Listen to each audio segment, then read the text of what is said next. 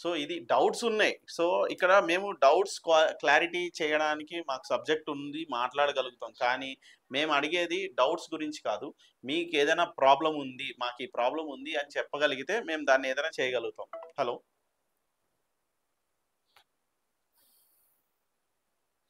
So ఈ సిచ్యువేషన్లో చాలా మంది కొన్ని కంటిన్యూస్ కాల్స్ వస్తూ ఉన్నాయి. సో అందరికీ అవకాశం రావాలి. సో డౌట్స్ అనేది చాలా మందికి ఉన్నాయి. కొత్త వాళ్ళు కూడా ఈసారి ఎగ్జామ్స్ రాస్తున్నారు. కానీ సీనియర్స్ పరిస్థితి ఏంటి? 30-32 ఏళ్ళ వయసు వచ్చి ఇప్పటికీ ప్రైవేట్ జాబులు చేసుకుంటూ చాలీన జీతాలతో కష్టపడుతున్న నిరుద్యోగులు చాలా మంది ఉన్నారు. మరి వాళ్ళ పరిస్థితి ఏంటి? వాళ్ళని కూడా మనం దృష్టిలో పెట్టుకోవాలి. ఎందుకంటే వీళ్ళ గురించి కన్సర్న్ ఉంది మాకు, వాళ్ళ గురించి కన్సర్న్ ఉంది. కానీ దీన్ని డివైడ్ అండ్ రూల్ పాలసీలోకి మీరు వెళ్ళిపోవద్దని నేను కోరుకుంటున్నాను. ఎందుకంటే కొత్త వాళ్ళకి అవకాశం రావాలి, పాత వాళ్ళకి అవకాశం రావాలి. ఈ ఈ ఈ ఇదిలో క్లమ్జీనెస్లోకి మీరు వెళ్ళొద్దు. ఫస్ట్ మీరు క్వాలిఫై అవ్వడానికి ట్రై చేయండి. 11,000 జాబ్స్లో నేను ముందుండాలి అని ప్రతి ఒక్క విద్యార్థి కోరుకొని కష్టపడి చదివి అది పోస్ట్ పోన్ అయినా అవ్వకపోయినా ఈసారి ఇది ఈ ఈ ఎగ్జామ్ని అయితే ట్రై చేయాలనేది నా ఉద్దేశం. ఎందుకంటే కోర్టులో వాయిదా పడకపోతే సెకండ్ ప్లాన్ బి లాగా మీరు కూడా ప్లాన్ బి ప్రిపేర్ చేసుకుంటారని అనుకుంటున్నా. లేదంటే నెక్స్ట్ ఈ ఇయర్ ఎండింగ్లోనే 6,000 పోస్టుల కోసం మళ్ళీ ఎగ్జామ్ పెడతామని చెప్పి బట్టి గారు ఏదైతే చెప్పడం జరిగిందో దాని మీద వాళ్ళు స్టాండ్ అయ్యి ఉంటారు.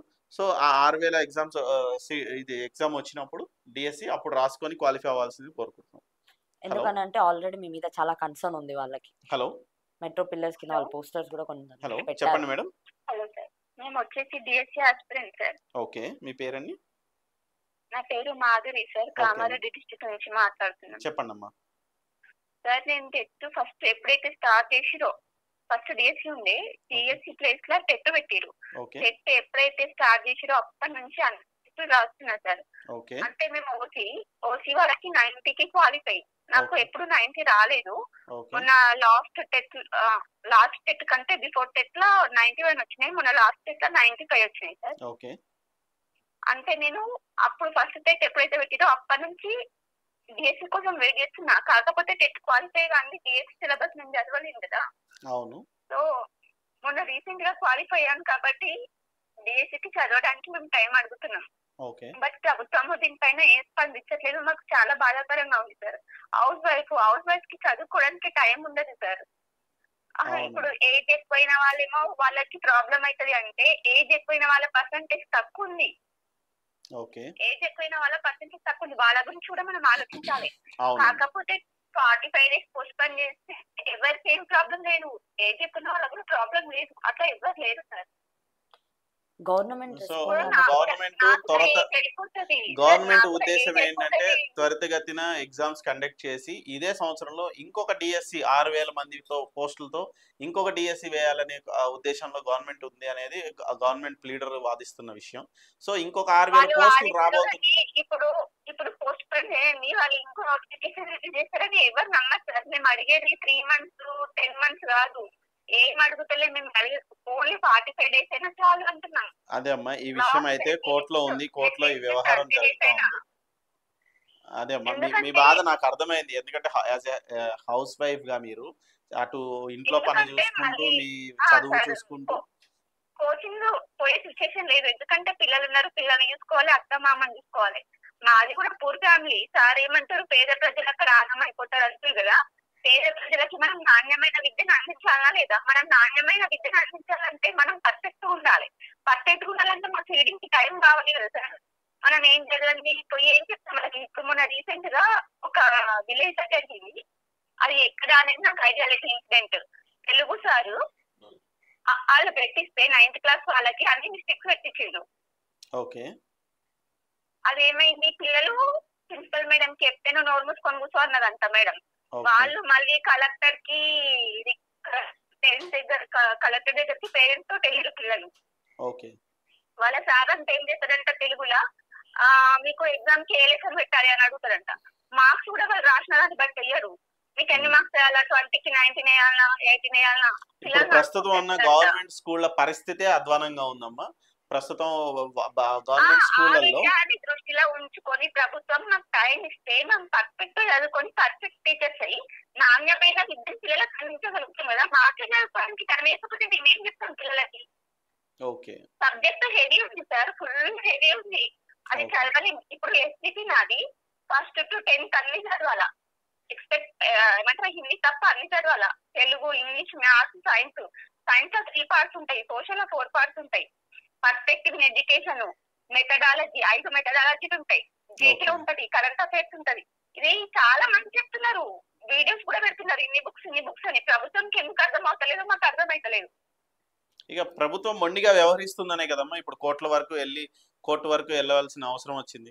విద్యార్థులకు కావచ్చు, అభ్యర్థులకు కావచ్చు, కోర్టు వరకు వెళ్ళారు అంటేనే ఈ ప్రభుత్వం మొండిగా కూర్చుంది కాబట్టి. సో మొండి ప్రభుత్వాన్ని మేము కూడా ప్రశ్నిస్తున్నాం. రేవంత్ రెడ్డి గారిని స్ట్రైట్ గా 4 రోజుల నుంచి మేము కూడా క్వశ్చన్ చేస్తున్నాం. లైవ్ ప్రోగ్రామ్ తీసుకోవడానికి ముఖ్య ఉద్దేశం కూడా డిఎస్సి విద్యార్థులు ఆగమైపోతున్నారు, వాళ్ళ బాధలు తెలుసుకునే పరిస్థితుల్లో లేరు. సో ఇక్కడ మాకు కనపడే హైదరాబాద్ లో ఉండే విద్యార్థులు కాకుండా ఊళ్ళ నుంచి చాలా మంది మీలాంటి ఫ్యామిలీ ఉమెన్స్ చాలా మంది ఉన్నారు. సో వాళ్ళందరికీ కూడా ఎంత మంది పిల్లలు ఉన్నారు, వాళ్ళ కోసం పోస్ట్పోన్ చేయాలా అంటే వాళ్ళు ఇంకా చాలా మంది ఉన్నారు.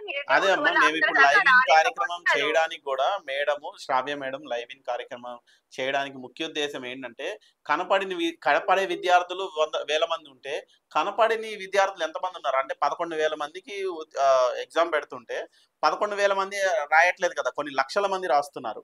సో ఈ లక్షల మంది గోస వినడానికే ఈ ప్రోగ్రామ్ ఒక ముఖ్య ఉద్దేశం.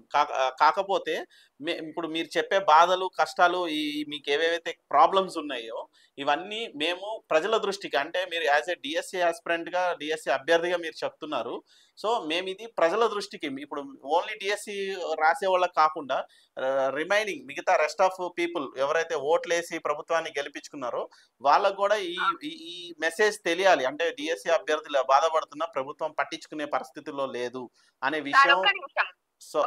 ఇంకొకటి చెప్తా, ఇప్పుడు ప్రభుత్వం వచ్చి 7 months అనుకోండి, 8 months అవుతుంది అనుకోండి. ఇప్పుడు ఎన్ని ధర్నాలు అవుతున్నాయి సార్?